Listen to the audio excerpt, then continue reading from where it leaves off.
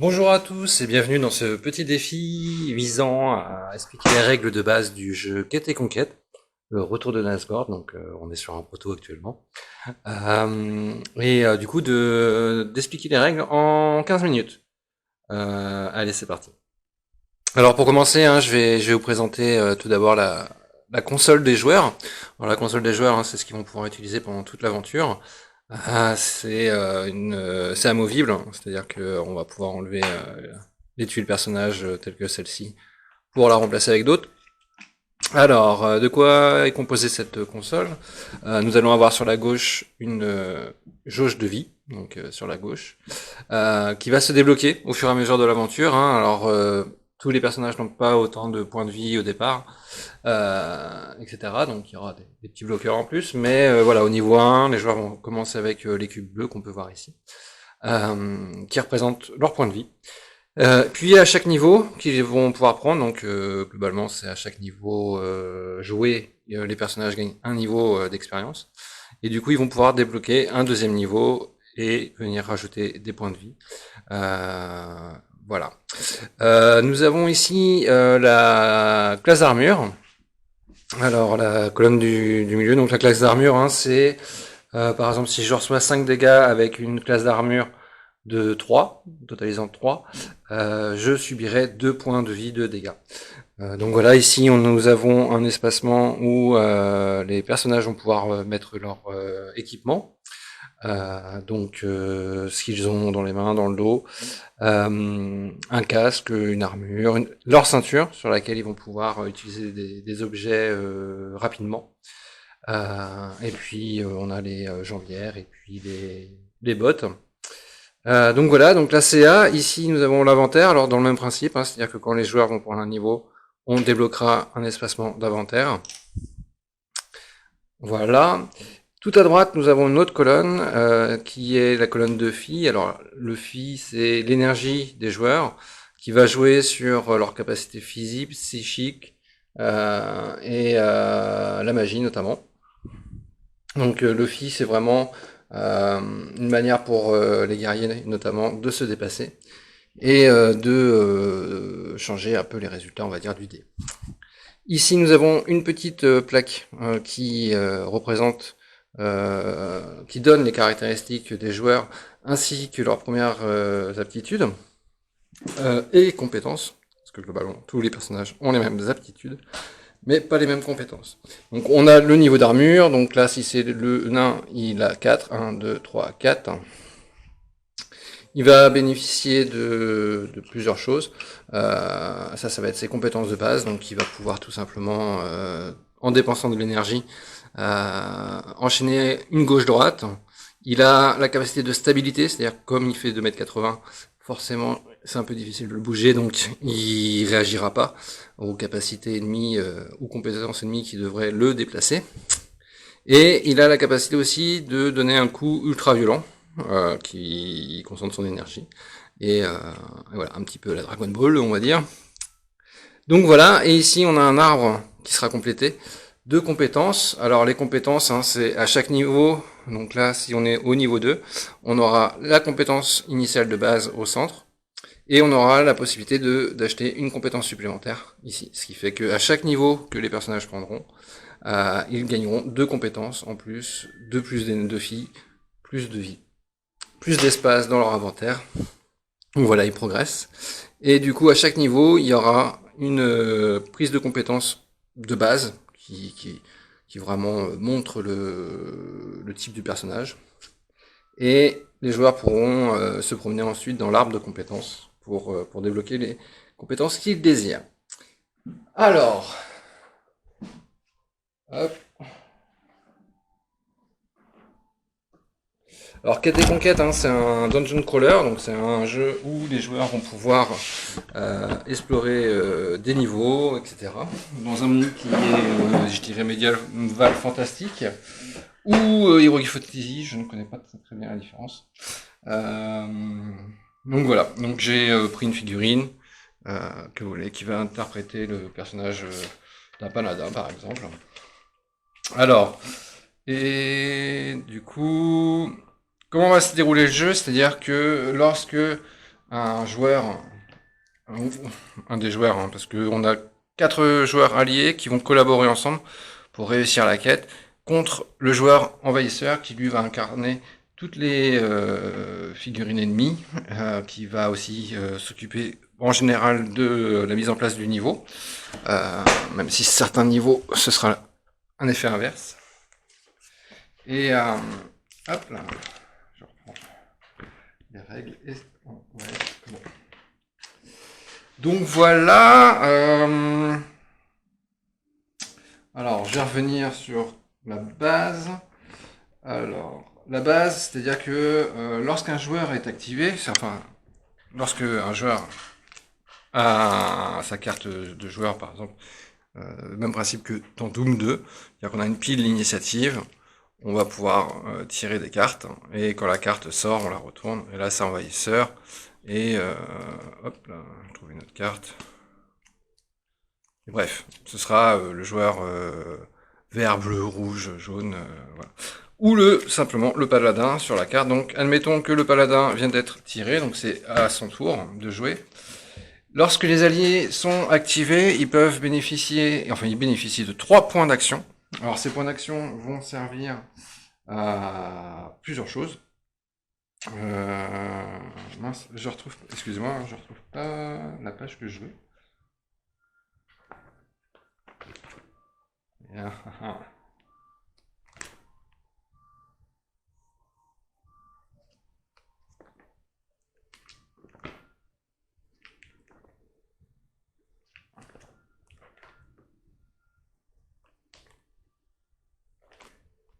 Bon, c'est pas très sauf que je suis dans la mécanique de jeu. Ah bah excusez-moi, ça m'embête. Bon, alors c'est pas très grave, je vais me débrouiller autrement. Du coup, lorsqu'un joueur est activé, il peut dépenser ses points d'action pour réaliser plusieurs actions forcément. Les premières, ça va être les actions de déplacement. Un point d'action va permettre au joueur de bénéficier de 4 cases de mouvement. 1, 2, 3, 4. Il a également la possibilité de sprinter, donc en dépensant un cube d'énergie, il va pouvoir gagner une case supplémentaire. Les points de déplacement marchent par 4, c'est-à-dire que c'est un point complet d'action qu'on dépense en tant que déplacement. Et ce sont ces déplacements qui vont permettre d'interagir avec l'environnement. Par exemple, si on veut ouvrir la porte, il faut être adjacent à cette porte et on va dépenser 2 cases de déplacement pour l'ouvrir normalement. 3 cases de déplacement si on veut l'ouvrir discrètement. Et du coup, pouvoir peut-être faire une embuscade, faire un assaut dans la salle par surprise. Voilà.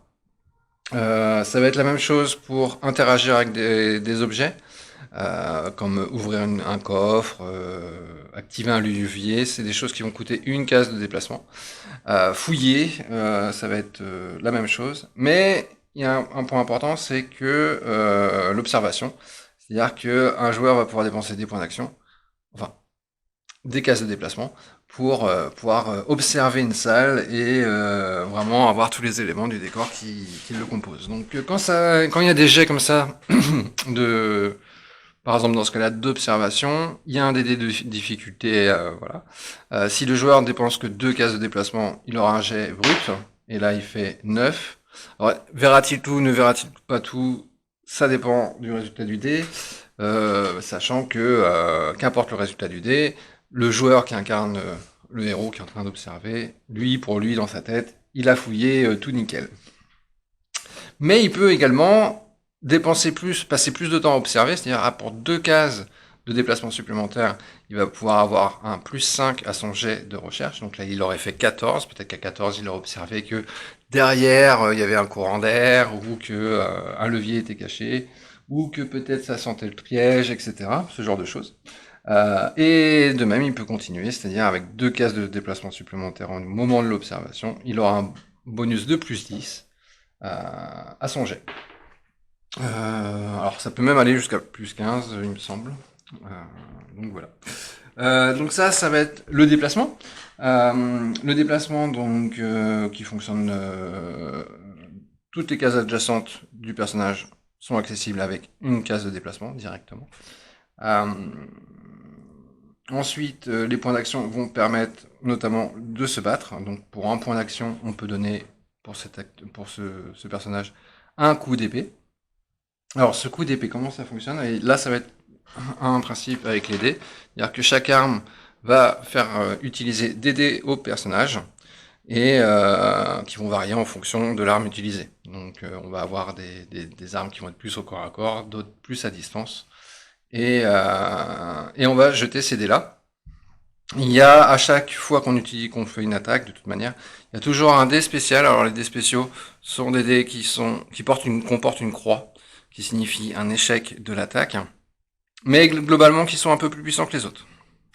De plus, alors ils sont pas encore créés, hein, mais au fur et à mesure que les personnages gagnent en niveau, ils gagnent également en puissance. C'est-à-dire que là, on va démarrer sur un D6, ensuite ils auront un D8, puis un D10, voire un D12. Alors le D12, il nécessite forcément de se concentrer. Ça, c'est une aptitude que les personnages ont. Ils peuvent dépenser de l'énergie pour augmenter la puissance de leur dé spécial et ainsi potentiellement taper plus fort. Donc admettons, il a une grosse épée bien bourrine. On va jeter les dés et on va observer les résultats. Alors, nous avons... Hop, que le focus soit bon. Le résultat de ce dé est de 2 en distance et de 2 en points de dégâts. Et celui-ci donne un résultat de 3 en distance, on le voit très mal, mais c'est pas grave, et 1 en dégâts. Ce qui fait un total de 5 points de distance, qui pour une attaque à l'épée ne sert un petit peu à rien, mais c'est rare de faire aussi loin. Et 3 points de dégâts. Alors 3 points de dégâts qui, au contraire, du coup, ne sont pas... c'est assez peu, vu les dés.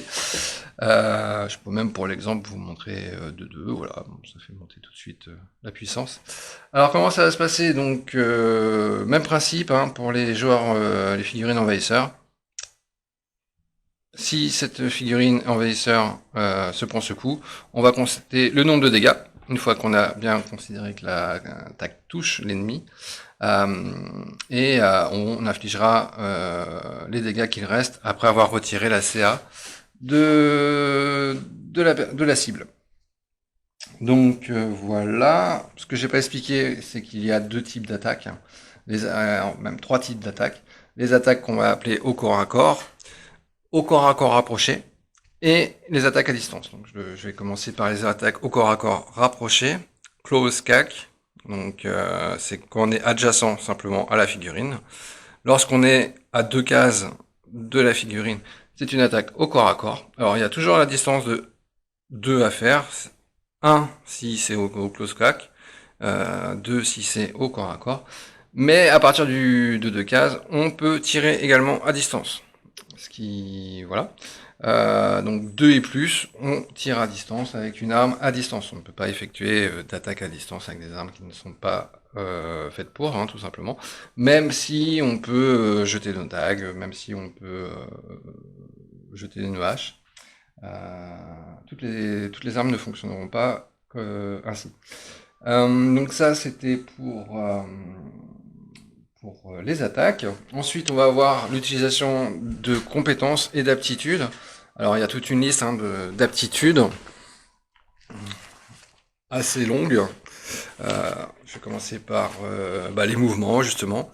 Se déplacer, sprinter, grimper, escalader.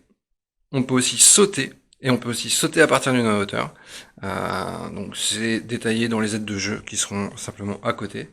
Ensuite, on a aussi tout ce qui est interaction, donc ouvrir une porte, utiliser un objet, ranger un objet, donner un objet, le prendre, le lâcher, le ramasser, c'est la même action qui coûtera une case de déplacement. Utiliser un objet, une case de déplacement. Et fouiller, ça va être... alors c'est le même principe que pour l'observation, quand on fouille quelque chose, il faut être adjacent à cet objet, à ce qu'on le fouille. Mais on peut améliorer la fouille en consacrant plus de temps, tout simplement, en case de déplacement, lors de la fouille. Percevoir les pièges, etc. On retrouve vraiment un peu tout l'univers des jeux de rôle traditionnels. Je vais revenir après sur les attaques, comment se déroule une attaque, mais on va avoir toutes sortes d'attaques. On va avoir des attaques brutales, donc en dépensant plus de 2 points de filles, on va pouvoir ajouter 2 dégâts à l'attaque. ou rajouter plus 1 à la portée lorsqu'on est au corps à corps. Alors c'est intéressant hein, parce que là j'ai eu de la chance sur mon jet de dés très honnêtement, mais il est assez facile de faire 0 case de distance avec ce genre de dés.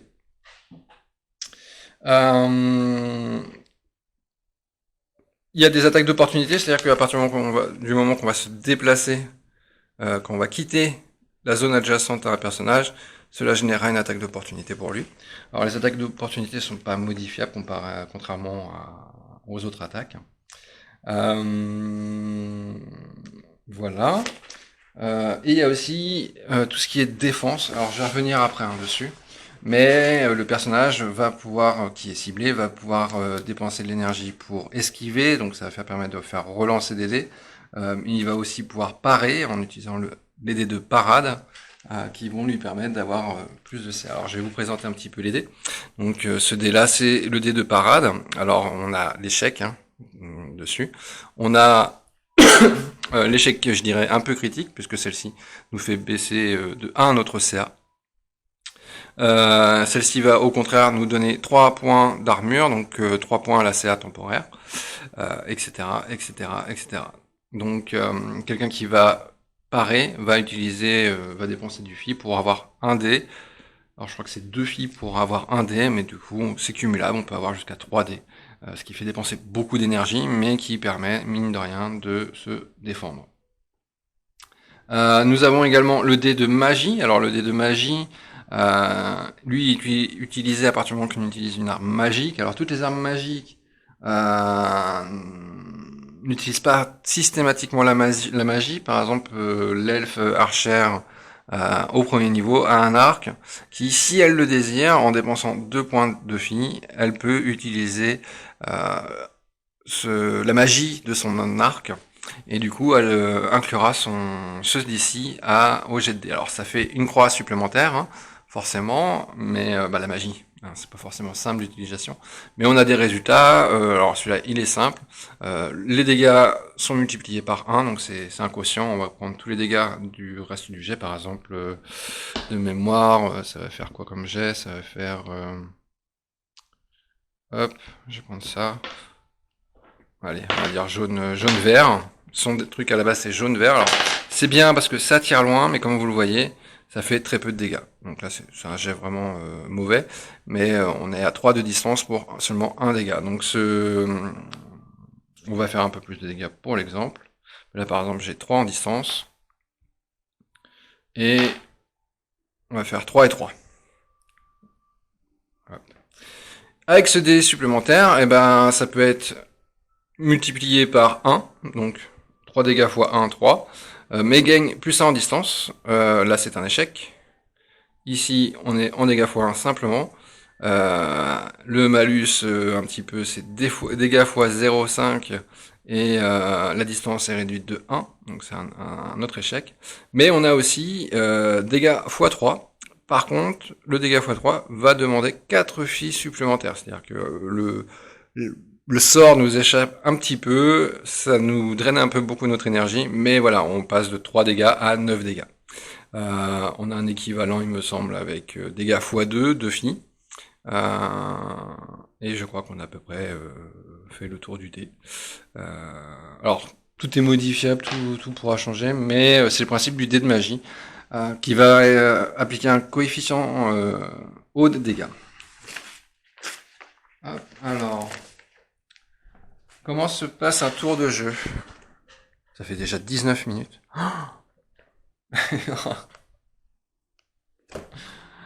Et ben voilà, bon, mon pari est un petit peu perdu.